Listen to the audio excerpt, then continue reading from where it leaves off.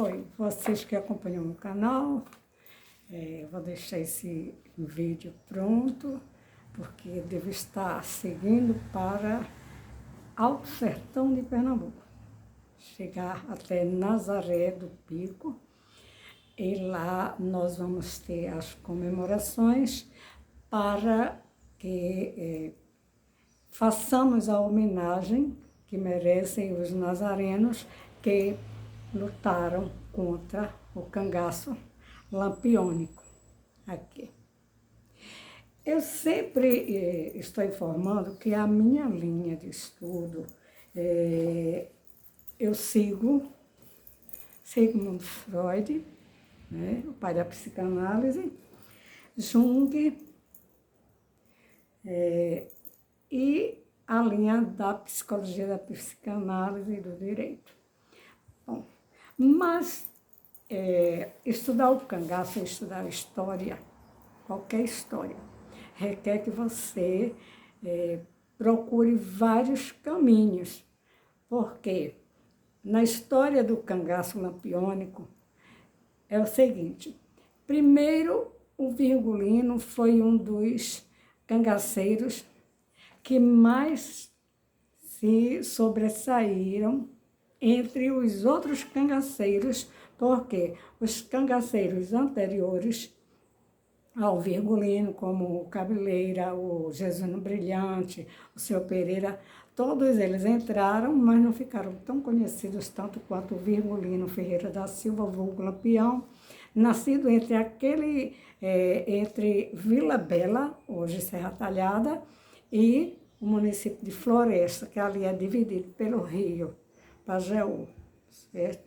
Então, esse estudo que eu estou fazendo, ele agora, a minha intenção é mostrar que quando eu fui estudar o complexo lampiônico, eu tentei fazer me espelhando em Freud, que foi até Édipo Rei. Esse livro é de Sófocles, é um livro pequenininho, um livro de bolso, e qualquer pessoa pode ler. Então, o Sigmund Freud estava preparando sua teoria, o complexo de Édipo, e ele sentia dificuldade em explicar determinadas coisas, porque mesmo aqueles estudiosos como Jung, como os companheiros de estudo de bancada, aqueles companheiros que eram médicos também, e isso por volta de 1882, que o Freud forma-se na medicina, e então ele vai pender para a área do estudo das mentes humanas. Ele queria entender mais da mente humana, né?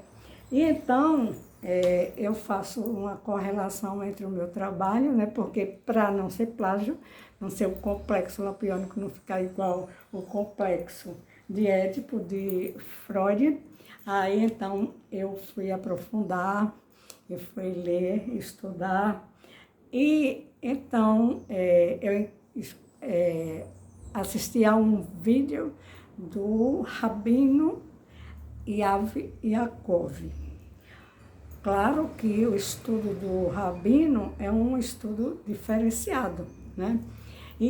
Mas ele vai tratar da área da religião, da área dos costumes da época, né? E ele começa a analisar o seguinte, que a época, ele estuda, no caso, a Bíblia deles é a Torá, né? Que ele é judaico, né? A descendência dele, do Yaakov, é o judaísmo, né? E então ele começa a falar também em genocídio, né? Em pessoas que nascem já, que parece que o DNA já vem com aquela, vai sendo passado de geração em geração, e ele vai mostrar que isso é cíclico, né? Então, vez por outra, aparecem pessoas que perseguem as pessoas, os judeus, né? ele fala bem claramente isso, né? Inclusive, ele vai falar nos reis, né, na época de Nabucodonosor, nos melequitas, ele entra nos gregos, nos romanos, né, nessas sociedades, né, da antiguidade. Ele vai mais além, porque ele vai até a Torá e ele também fala em coisas que nós temos na nossa Bíblia Sagrada, né, católica aqui, a Bíblia no tempo, ele vai falar da época das tribos, né, da tribo de Judá, de Jacó, aliás, né, e ele vai falar sobre uma maldição. Exatamente, essa maldição, porque os judeus são tão perseguidos no mundo, né?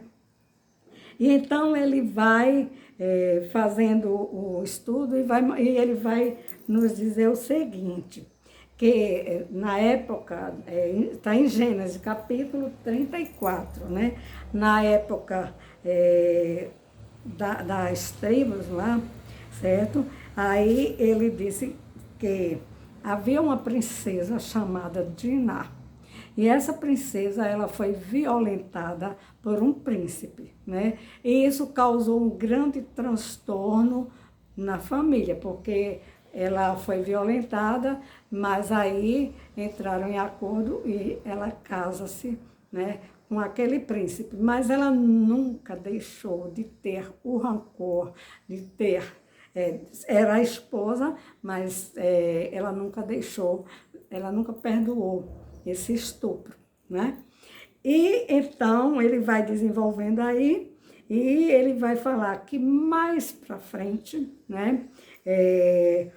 O rei Ezequias, que era da descendência dela, né? O rei Ezequias, ele não queria casar-se, e o seu tio Isaías, né? Lembre-se que Isaías era o profeta, Isaías, né?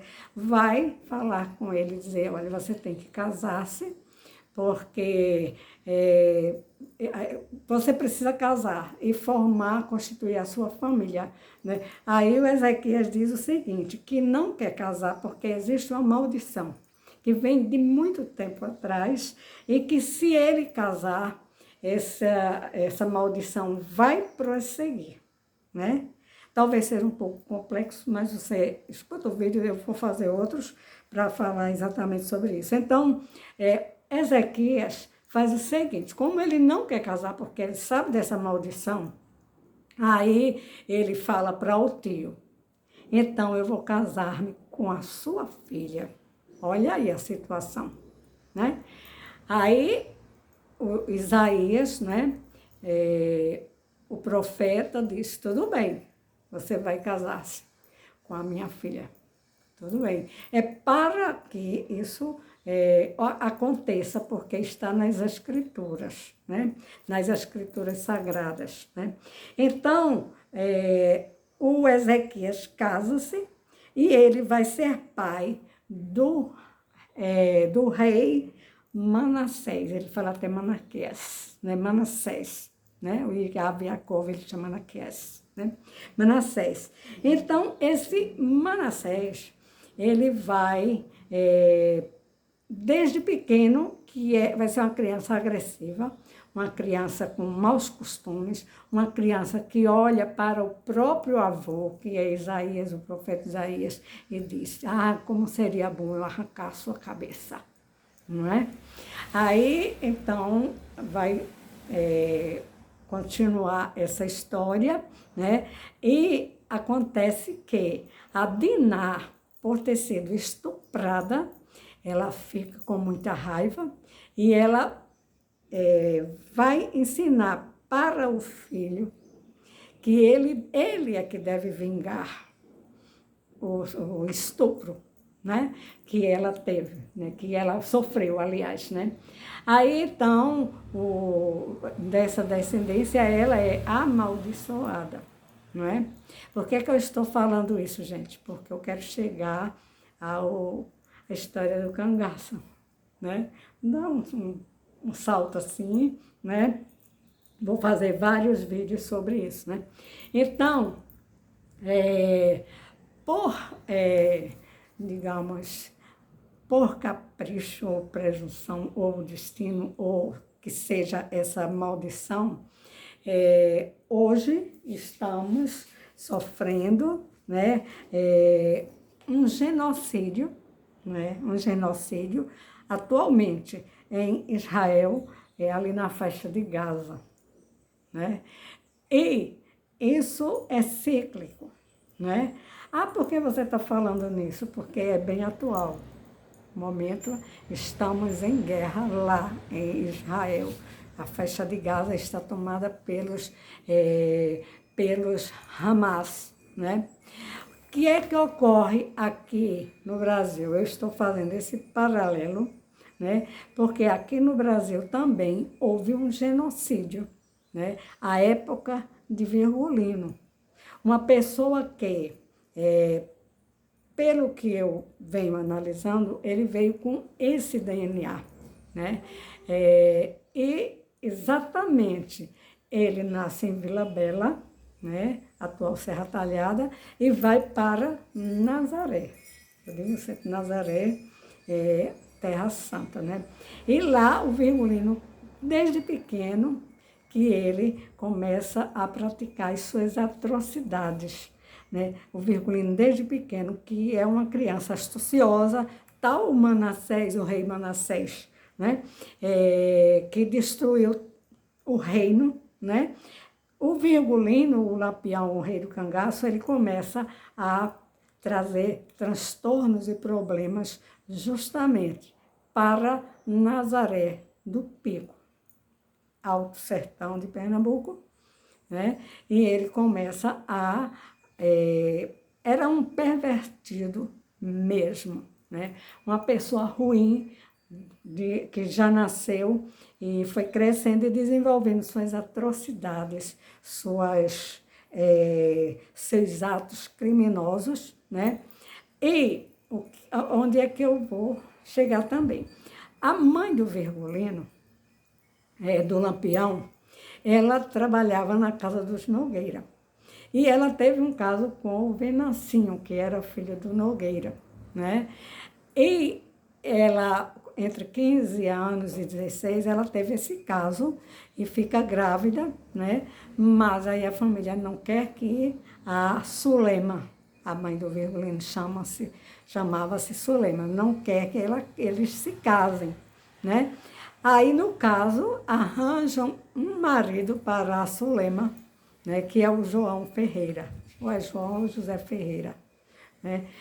Às vezes eu troco um pouco, os nomes são muito parecidos, mas o Ferreira, né? Então, ele casa-se e vai viver ali naquelas terras, ali nas pedreiras, né? Vejam as pedreiras, vejam como Nazaré também é um lugar seco, de muito sol, né? Sertão, e então, mas era uma cidade uma vila muito próspera, tinha uma das melhores feiras do Alto Sertão. E o Virgulino, ele vai nascer com essa questão aí, ele é o terceiro filho da Sulema, né? Porém, ele traz no DNA essa questão aí de tornar-se, né, feito um Manassés, ou Manaqués, né, que vai destruir, vai mandar matar, mata, e então é um transtorno para o pai, o Ezequias, matou o avô Isaías, né? Matou o avô Isaías, né?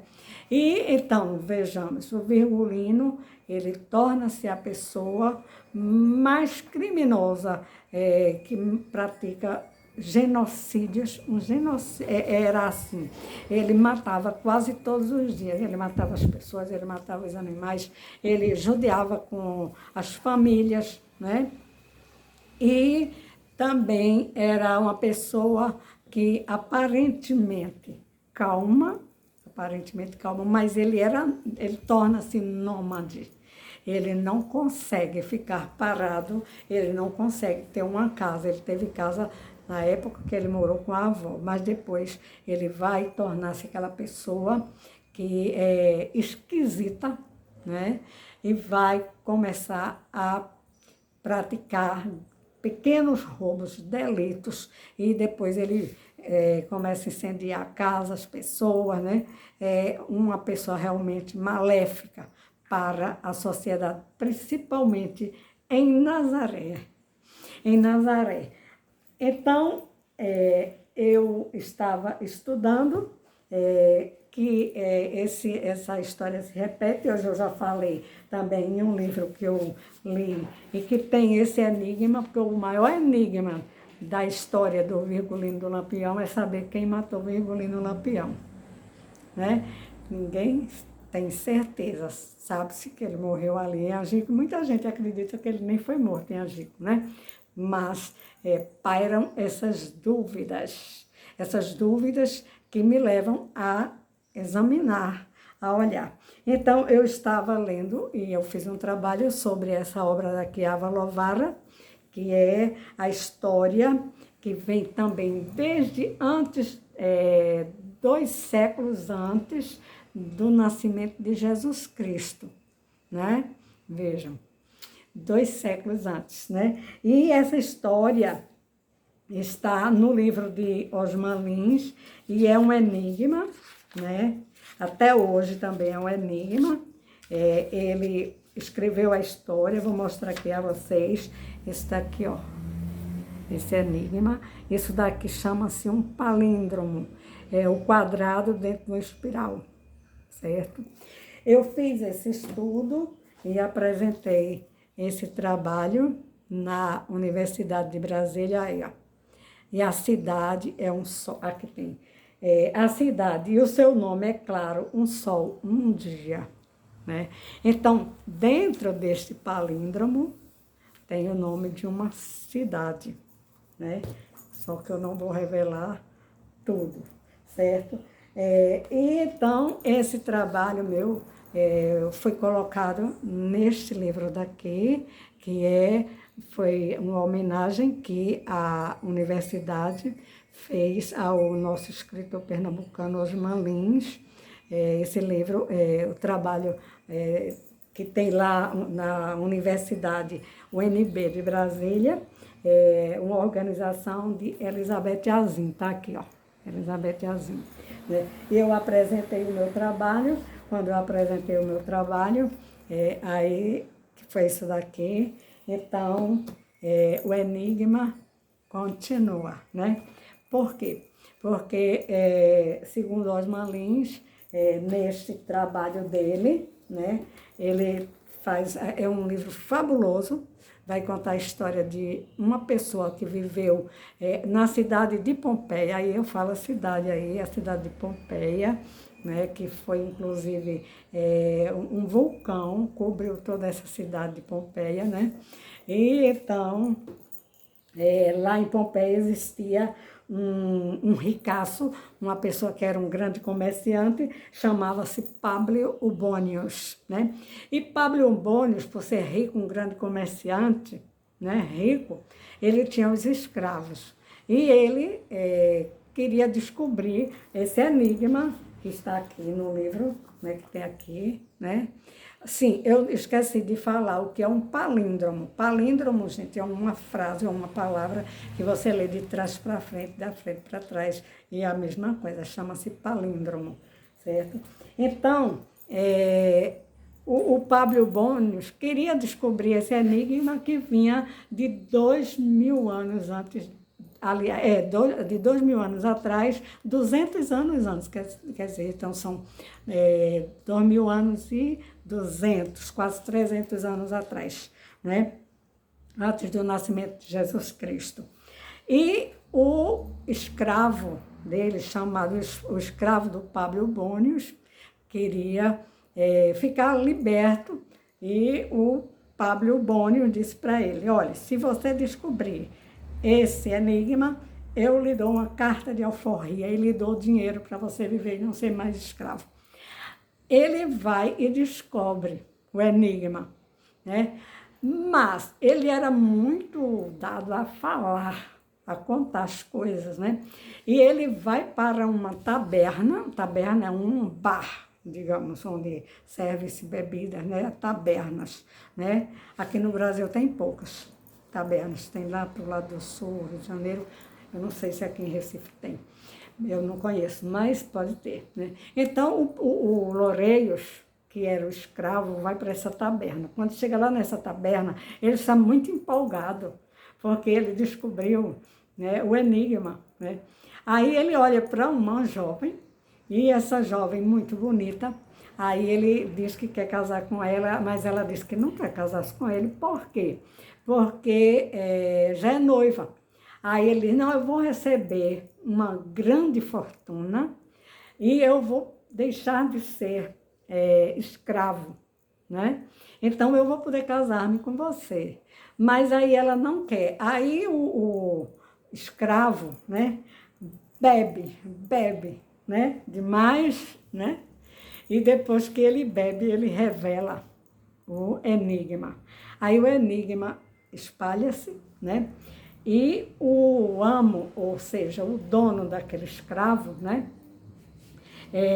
Ele ficou assim, ele não pôde cumprir com o papel dele, que era de dar a liberdade, a carta de alforria para o escravo e dar o dinheiro.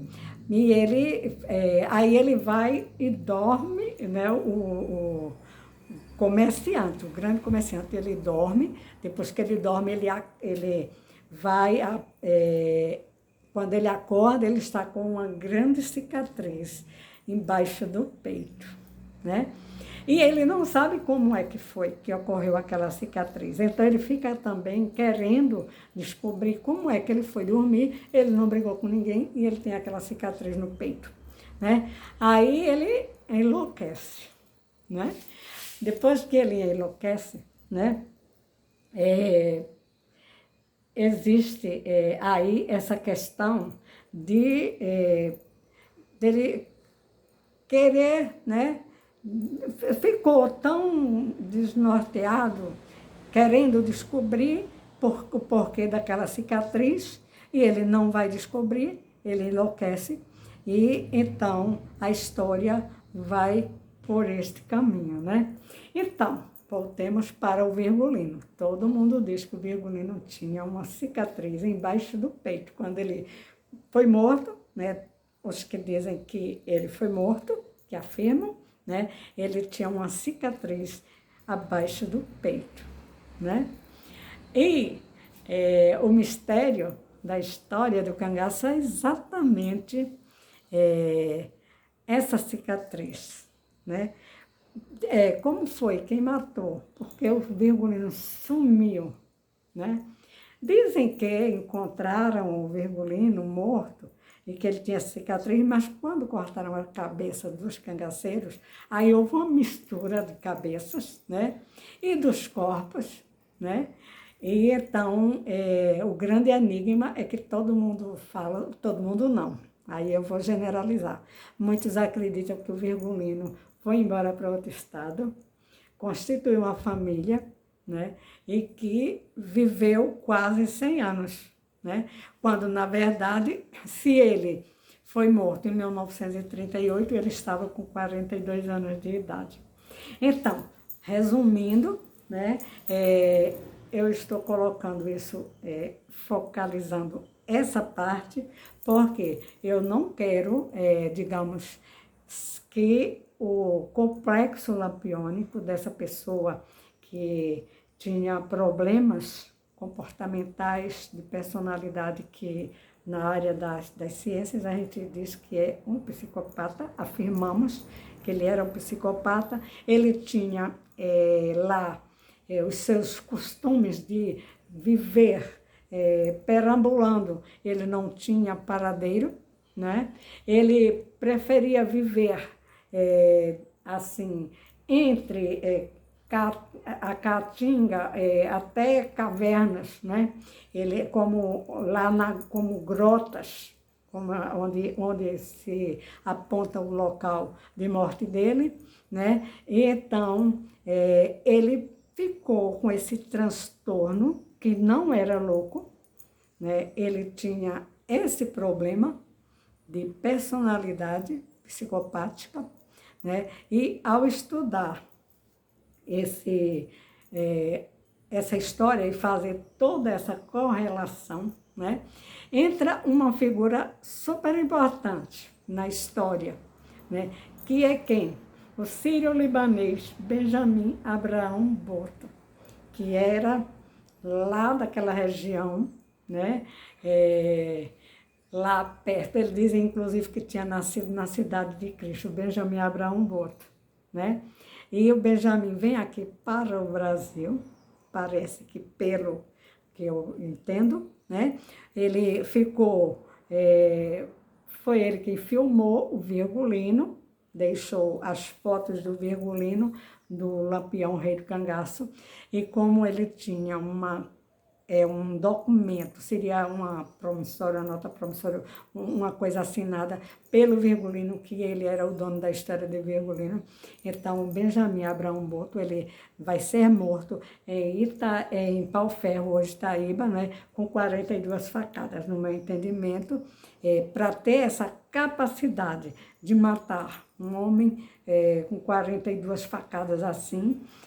À noite, desligaram a energia, que era a motor naquela época, desligaram, e no meu entendimento, quem matou o Benjamin Abraham Botha pode ter sido exatamente o Virgulino, o Lampião Rei do Cangaço. Agora, quem matou o Rei do Cangaço? Então, essa resposta eu não posso dar, né? Até porque isso ainda eu estou fazendo esse estudo, certo? Mas como neste livro daqui, no Avalovara, deixa eu pegar aqui o Avalovara, cadê? Tá aqui, né? Ele contém esse enigma e o autor, o escritor, Osman Lins, que é daqui de Pernambuco também, de Vitória de Santo Antão, né? Aí ele nunca revelou. Ele sabia, né? Porque não é mais vivo, né? Ele nunca revelou o que era que tinha nesse enigma, e que é um quadrado e uma espiral. A espiral, ela limita o quadrado, né? Então, o meu estudo é parte desses princípios aí. Não quero com isso dizer que tem a parte que nós estudamos da história, tem a parte também do enigma, e tem a parte também, que eu diria, mística. Portanto, aí a história do Virgulino ficou aí, né? E muita gente acredita que o Virgulino não foi morto. Ele sumiu, né? E aí, depois eu vou prosseguir com esses estudos. Quem quiser, dê o like aí no vídeo, porque eu vou falar muito, entrando nesses detalhes, né? Para mostrar que o Virgulino foi o maior genocida de nossa história aqui no Brasil, e tudo a ver com o lugar chamado Nazaré, Nazaré do Pico, Alto Sertão do Pernambuco. Por sinal, daqui a 3 dias teremos lá as casas dos nazarenos que combateram o Virgulino. Todas as casas ganharam uma placa com QR Code para identificar aqueles que combateram o Virgulino, o Lampião Rei do Cangaço. Por hoje eu fico aqui. Depois eu vou fazer mais outros vídeos dentro dessa linha para explicar o complexo lampiônico, ok?